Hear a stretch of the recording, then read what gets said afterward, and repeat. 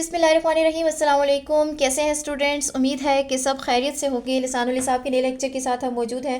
मेरे सामने है मैथमेटिक्स की 9th क्लास की book Khyber Pakhtunkhwa text book board Peshawar. Logarithms का हमने यूनिट स्टार्ट किया हुआ था। एक्सरसाइज नंबर 3.2 के लास्ट लेक्चर में हमने ये सीखा कि क्वेश्चन नंबर 1 में लॉगरिथमिक फॉर्म में किस तरह कन्वर्ट किया जाता है जब आपको एक्सपोनेंशियल फॉर्म दी हुई हो। और सेकंड क्वेश्चन में हमने ये सीखा कि जब आपको लॉगरिथमिक फॉर्म दी हुई हो तो एक्सपोनेंशियल कैसे बनानी है। आज हम स्टार्ट करने जा रहे हैं जनाब क्वेश्चन नंबर 3, और ये थोड़ा सा डिफरेंट है। सोल्यूशन है, इसमें सॉल्व करना होगा हर इक्वेशन को। इंटरेस्टिंग क्वेश्चन है, लेकिन स्टूडेंट्स को क्यों मुश्किल लगता है, यहाँ पे 3 इंपॉर्टेंट बातें बताऊंगी, वो समझ में आ गई तो आप ये पूरा क्वेश्चन करने के काबिल हो जाएंगे। सबसे पहले इंपॉर्टेंट बात तो आप ये जहन में रख लें कि ज़रा सारे क्वेश्चन पे पहले ज़रा नज़र दौड़ा लें कि आपको सारी की सारी फॉर्म्स लॉगरिथमिक फॉर्म्स दी हुई हैं। ठीक है जी, कोई भी एक्सपोनेंशियल फॉर्म नहीं दी हुई। अच्छा, और हर इक्वेशन में कहीं ना कहीं एक्स मौजूद है जिसको आपने फाइंड आउट करना है।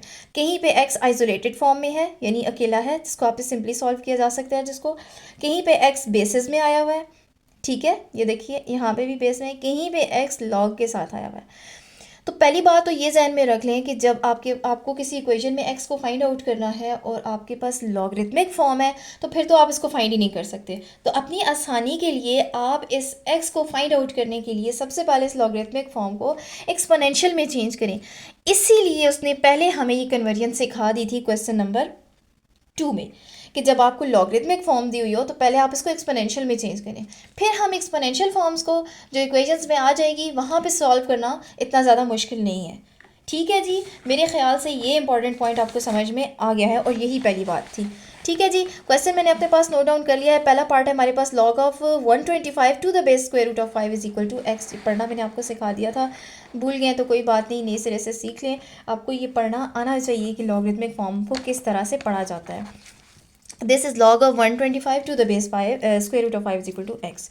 मैं हमेशा से यही कहती हूँ कि सोल्यूशन के बाद क्वेश्चन को रिपीट करना यही स्टेप नंबर 1 होता है, और अभी भी मैं यही कर रही हूँ। इस इक्वेशन को दोबारा से लिख रही हूँ सोल्यूशन के स्टेप नंबर 1 पे। स्टेप नंबर 2 में आपने क्या करना है, जैसा कि मैंने आपसे कहा कि सबसे पहले आपने इसको एक्सपोनेंशियल फॉर्म में चेंज करना है। एक्सपोनेंशियल फॉर्म में आपने क्या करना होता है कि बेस का नंबर बेस में ही रह जाता है, यानी कि इस वक्त स्क्वायर रूट ऑफ 5 इसकी बेस है और एक्स जो है वो और 125 एक दूसरे की जगह चेंज कर लेंगे राइट और लेफ्ट साइड से। ठीक है, अब ये आके आपके पास एक्सपोनेंशियल फॉर्म, यहाँ पे कोई लॉग नहीं है, अब आप इजीली नेक्स्ट स्टेप्स में जा सकते हैं। ये हो गई पहली बात। दूसरी बात ये है कि अब आपने ये चेक करना है कि x जो है वो कहाँ पे मौजूद है। जिस x को आपने, जिस अननोन को आपने फाइंड आउट करना है वो आखिर मौजूद कहाँ है।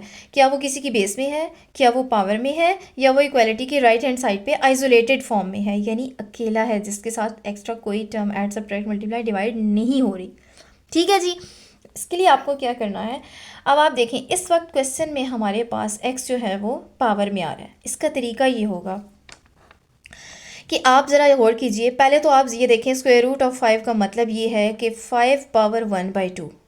ठीक है, ये होल x यहाँ पे मौजूद है, 125 एज इट इज़ है। अच्छा, पहले तो इसकी पावर का इशू जो है वो सॉल्व करते हैं। ये 5 पावर के ऊपर पावर हो तो आपस में मल्टीप्लाई हो जाता है। 1/2 जब x से मल्टीप्लाई होगा तो ये बन जाएगा x/2। Now this is equal to 125। ये हमें एक्सपोनेंशियल लॉ ने सिखाया था। ठीक है जी। अच्छा, अब एक ऐसी इक्वेशन है जिसमें हमने सॉल्व करना है x को, और x खुद किसी नंबर की पावर में मौजूद है, किसी बेस की पावर में है। तो आपने क्या करना है, याद रखिएगा ये इम्पॉर्टेंट बात है। दूसरी इम्पॉर्टेंट बात वो ये कि जिस वैल्यू को, जिस x को आपने फाइंड करना है और वो पावर में हो, तो उसके लिए ज़रूरी है उसकी बेसिस राइट और लेफ़्ट साइड पे इस इक्वेशन की बेसिस सेम हो। यानी कि अगर यहाँ पे बेस 5 है तो यहाँ पे भी बेस किसी ना किसी तरीके से 5 बनाएं। अगर ऐसा हो जाता है तो फिर आप सिंपली कंपेयर करेंगे इस पावर को इसके साथ और आपका आंसर आ जाएगा। तो पहला काम आपका ये है कि बेसिस जो है वो आपने सेम बनानी है।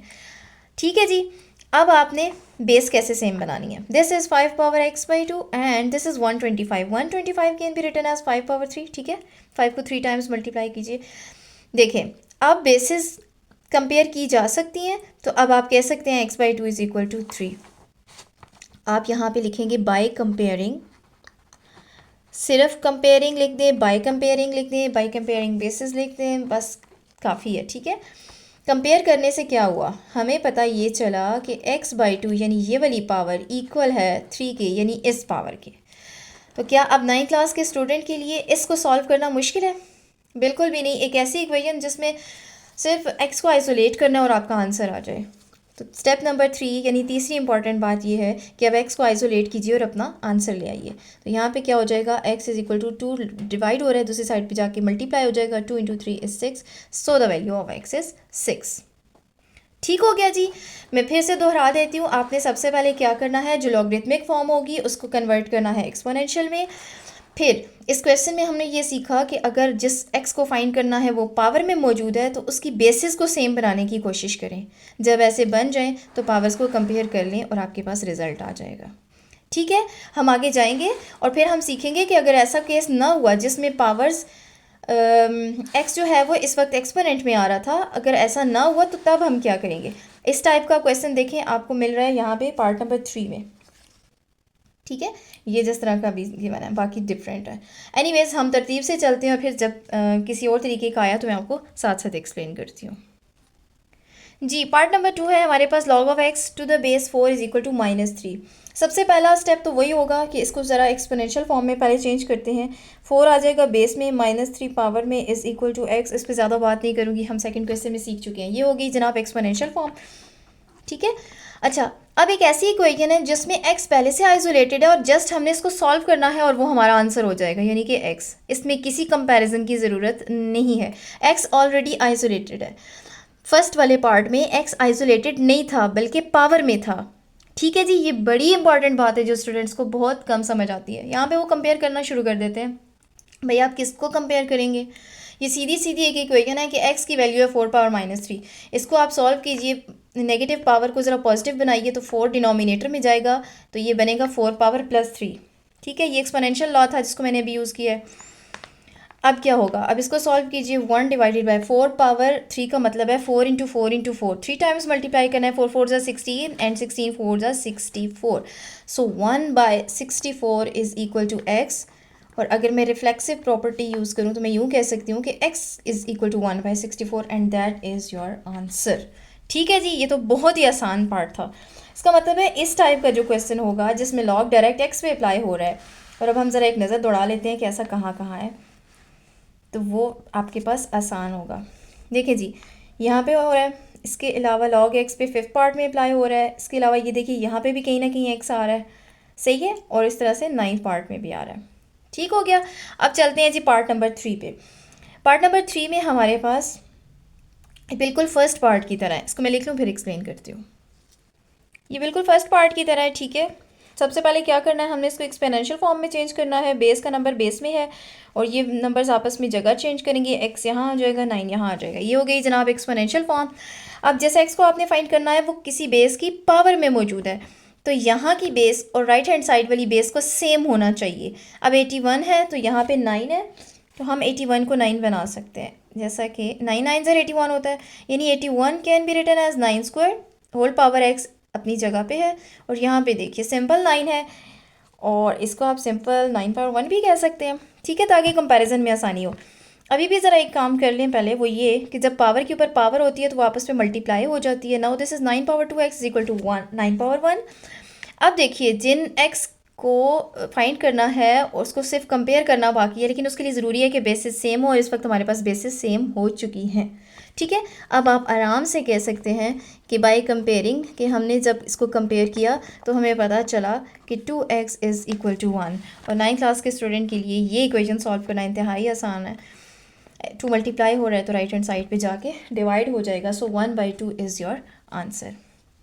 ठीक हो गया जी। नेक्स्ट पार्ट है आपके पास, log of 5x + 1 to the base 3 is equal to 2। सबसे पहला काम बिल्कुल हमेशा वही होगा कि आपने लॉगरिथमिक फॉर्म को एक्सपोनेंशियल फॉर्म में चेंज करना है। So this is 3 power 2 is equal to 5x + 1। ये पूरा लॉग अप्लाई हो रहा है इस पर, ठीक है, तो ये पूरी टर्म यहाँ पे जाएगी।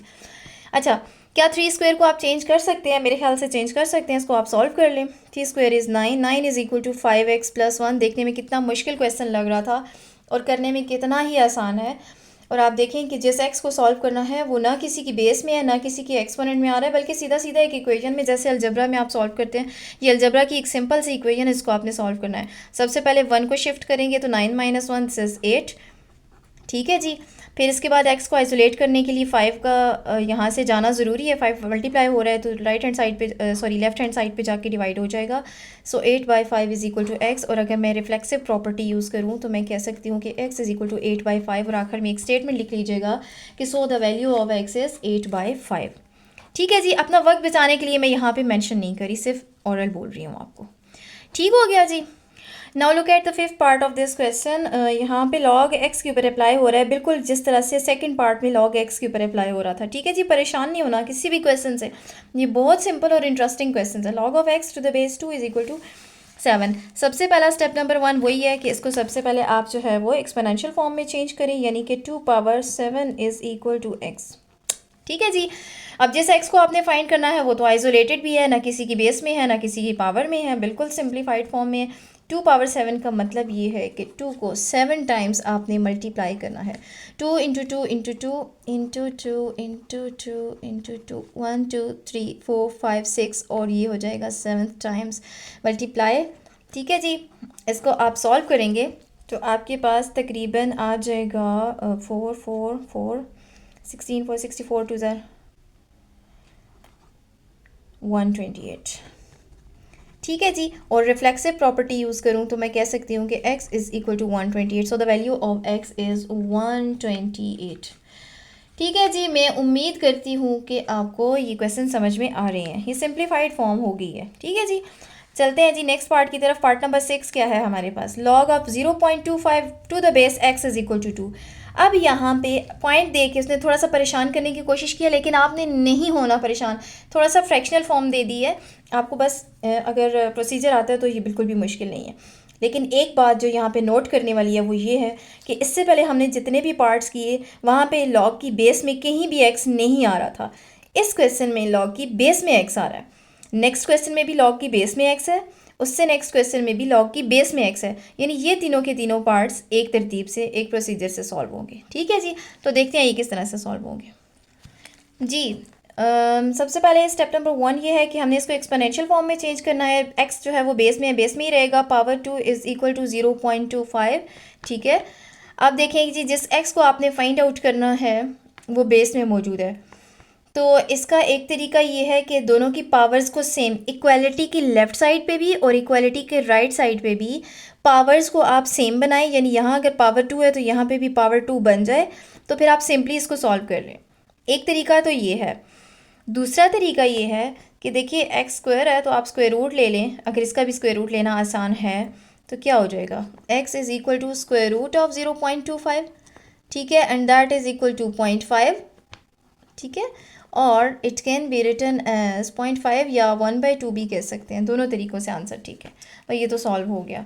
और अगर मुश्किल होता ना ये स्क्वायर रूट लेना, तो यहाँ पे नोट करने वाली बात ये थी कि आपको अगर x बेस में आ जाए और कंपेयर करना पड़ जाए तो आपने करना क्या है कि दूसरी साइड पे जो नंबर होगा उसकी भी पावर को सेम बनाना होगा। देखें, ये एक आखिरी बात है जो इस इक्वेशन, इस एक्सरसाइज में समझने वाली है, वो ये है कि जब x खुद पावर में था तो हमने बेसिस को सेम बनाने की कोशिश की। ठीक है, जबकि यहाँ पे क्या है, x बेस में है तो हम पावर्स को सेम करने की कोशिश करेंगे अगर ज़रूरत पड़ती है तो, वरना देखिए इसी तरह से भी सॉल्व हो गया। ठीक है, तो देखते हैं, हो सकता है नेक्स्ट पार्ट में ऐसा करना पड़ जाए। ये बड़ी इंपॉर्टेंट बात है जो मैंने इस वक्त की है, अगर आपको समझ में नहीं आया तो इसको तो 4 दफ़ा सुने तो आपको ये बात समझ में आ जाएगी जी। This is another interesting question, और वो ये है कि यहाँ पे फिर x जो है वो लॉग की बेस में आ गया। स्टेप नंबर 1 पे तो कोई बहस नहीं है, ये बन जाएगा जी x power minus 3 is equal to 0.001, exponential form बन गई। ठीक है, अब देखिए मैंने कहा कि अगर x को आपने फाइंड करना है वो बेस में आ रहा है तो कोशिश करें कि दूसरे नंबर में पावर और ये पावर सेम हो जाए ताकि हम कंपेयर करके x का आंसर ले आएँ। लेकिन मुझे पता है कि एक तो इसकी पावर बनाना मुश्किल है फ्रैक्शनल नंबर की, दूसरा मुश्किल ये है कि पावर भी हमने -3 बनानी है, तो हमें +3 बनाना मुश्किल लग रहा है, तो -3। तो इसका तरीका ये है कि आप पहले ज़रा इसकी कंडीशन चेंज कर लें, इसकी पावर 3 को +3 कर दें, -3 है एक्सपोनेंशियल लॉ के अकॉर्डिंगली। ठीक है, अब आप कैसे कंपेयर करेंगे, अब तो ये डिनोमिनेटर में चला गया, तो ज़रूरी है कि कंपैरिजन में यहाँ भी नंबर डिनोमिनेटर में जाएगा तभी कंपेयर करना है। ये बड़ी इंपॉर्टेंट बात है जो आपको समझनी चाहिए। यानी कि इसको कैसे डिनोमिनेटर में पॉइंट ओमेट कीजिए, क्या बनेगा 1 डिवाइडेड बाई 1000, ठीक है ना, ऐसे ही होता है। अब न्यूमिनेटर्स को आप छोड़ दें, ये बिल्कुल कंपैरिजन ठीक आ रहा है, 1 इज इक्वल टू 1। डिनोमिनेटर्स का कंपैरिजन चेक करें, एक्स क्यूब है तो एक्स जिसको आपने फाइंड करना है वो बेस में है, तो पावर्स को इक्वल हो जाना चाहिए, यानी इस नंबर को भी किसी तरह से पावर 3 बनाएं, किसी की पावर 3। तो आपको पता है 1000 can be written as 10 power 3, ठीक है, 10 को 3 टाइम्स मल्टीप्लाई करें तो 1000। अब आप कंपेयर कर सकते हैं, अब देखिए ना यहाँ पे ये जो पावर है यहाँ पे भी वही पावर है, ठीक है, न्यूमिनेटर्स की तो बात ही ना कीजिए। अब आप लिखें इसको बाय कंपेयरिंग, यहाँ पे अब कंपेयर करने की ज़रूरत पड़ गई और हमने इसको इसकी पावर्स को भी इक्वेट कर दिया। तो जब पावर्स इक्वेट हो गई हैं तो हम इनकी बेसिस को इक्वल कह सकते हैं इस इक्वेशन की वजह से कि x is equal to 10, so the value of x is 10। ठीक हो गया जी। नेक्स्ट पार्ट भी बिल्कुल सेम उसी प्रोसीजर से होगा, लेकिन स्टेप नंबर 1 पे कोई बहस नहीं है। ये हो जाएगा x power minus 2 is equal to 1/64। यहाँ पे मैंने कहा कि अब देखिए फिर x बेस में आ रहा है तो यहाँ पे भी बेस में होना चाहिए। यहाँ पे जो नंबर है वो तो फ्रैक्शनल फॉर्म में है, और दूसरी बात ये कि हम उसको पावर -2 किस तरह से बनाएं, -2 में पावर नेगेटिव बनाना मुश्किल है, तो हम यहाँ पे करते ये हैं कि इसी को पहले पॉजिटिव बनाने की कोशिश करते हैं, यानी डिनोमिनेटर में शिफ्ट करेंगे by the help of exponential laws. तो ये बन जाएगा 1/x² इज़ इक्वल टू 1/64। अब न्यूमिनेटर्स पे तो कोई बहस नहीं है, 1 इक्वल ही है 1 के, ठीक है, हम यहाँ तक सही जा रहे हैं। जो कंपैरिजन असल हमने करना है उसमें यह है कि x बेस में है तो यहाँ पे भी जो नंबर होगा वो x का आंसर तो आएगा, लेकिन उसके लिए ज़रूरी है कि इन दोनों की पावर्स एक जैसी हों। अगर x के ऊपर पावर 2 आ रही है तो यहाँ पे भी इस नंबर में किसी तरह से इसको किसी नंबर की पावर 2 ही बनना चाहिए। तो अगर तो ऐसा हो सकता है तो इसका मतलब है हम अपने आंसर के बिल्कुल करीब हैं। तो जी हाँ, 64 इज़ एक्चुअली 8 पावर 2। 8 का स्क्वायर लिया जाए तो 64 आता है। अब देखिए, अब कंपैरिजन एग्जैक्टली सेम हो गया, बहुत आसान हो गया। क्या करना है आपने कि कंपेयर करने से, अब देखिए पावर्स तो बिल्कुल सेम है, तो यहाँ पे आप कह सकते हैं कि by comparing x is equal to 8, so the value of x is 8। ठीक हो गया जी। This is the last part of exercise and this question, log of x to the base square root of 3, this is square root of 3, okay, is equal to 16। अब आपने सबसे पहले फिर वही बात कि एक्सपोनेंशियल फॉर्म में इसको चेंज करना है। This implies that square root of 3 power 16 is equal to x, ठीक है। ये वो इक्वेशन है जिसमें x किसी की बेस किसी की पावर नहीं है, सीधा सीधा आइसोलेटेड फॉर्म में, और बस आपने इसको सिर्फ सॉल्व करना है, इसको सॉल्व करना है और आपका आंसर आ जाएगा, अगर ये आसान है सॉल्व करना तो। देखिए 3 power 1/2, this is 3 power 1/2 actually, ठीक है, एंड होल पावर 16 तो अपनी जगह पे है। एंड पावर के ऊपर पावर हो तो एक्सपोनेंशियल लॉ ये कहता है कि वो आपस में मल्टीप्लाई हो जाएंगे, and this is equal to x। Now what is 16/2? आप इसको कैंसिल भी कर सकते हैं, 2 8 16, so this is 3 power 8, this is equal to x। 3 power 8 means 8 times multiplication of 3, 3 into 3, 3 into 3, 3 into 3। ये बार्स आपने नहीं लगानी, ये मैंने आपको क्लियर करने के लिए ताकि आपको मुश्किल ना हो काउंटिंग में। 2 4 6 और 8 दफ़ा इसको मल्टीप्लाई करना है, ये हो गया जनाब 8 दफ़ा। ये बनेगा 9, ये भी 9, ये भी 9, ये भी 9। फिर उसके बाद ये दोनों 81 और ये 81, 81 को 81 से मल्टीप्लाई करेंगे तो आपके पास आ जाएगा 6561 is equal to x। Reflexive property use करने के बाद ये आ जाएगा जी x is equal to 6561, so the value of x is 6561 and that is your answer. Complete हो गई है जी हमारी एक्सरसाइज भी और हमारा लास्ट क्वेश्चन भी। मेरे ख्याल से उम्मीद करती हूँ कि ये सॉल्व करने का क्वेश्चन अगर आप पहले से मुश्किल कह रहे थे तो अब भी अगर किसी को समझ नहीं आई तो मैंने उसकी फैंटी लगा देनी है, ठीक है जी। किसी भी किस्म का कोई भी क्वेश्चन हो तो आप कमेंट सेक्शन में ज़रूर पूछिएगा। नेक्स्ट वीडियो तक अल्लाह हाफिज़।